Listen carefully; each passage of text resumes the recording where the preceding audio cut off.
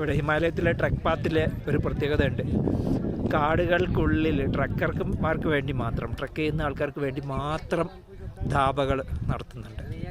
ഇങ്ങനെ വരുന്ന ആൾക്കാർക്ക് വേണ്ടി മാത്രമായിട്ട്. വലിയ വിലയാണ്, ഫുഡിനൊക്കെ വലിയ വിലയാണ്, പക്ഷേ ഇതൊരു വലിയ സൗകര്യം കൂടിയാണ്.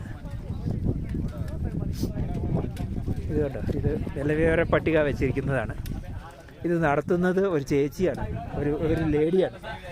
അതാണ് അതിൻ്റെ രസം. ഈ കാട്ടിൻ്റെ ഉള്ളിൽ, കൊടുങ്കാട്ടിൻ്റെ ഉള്ളിൽ, പൈൻ ഫോറസ്റ്റിൻ്റെ ഉള്ളിൽ ഒരു ഹായ് പറയും.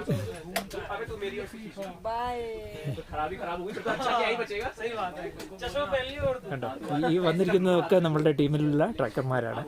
ഇന്ത്യയുടെ പല ഭാഗത്തു നിന്നുള്ള ആൾക്കാരാണ്. ഇതായിരിക്കുന്ന ഒരു മലയാളി.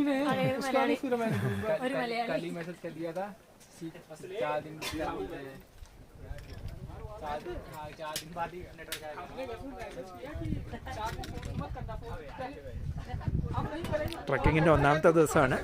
ഇനി എന്തെല്ലാം കാണാനിരിക്കുന്നു.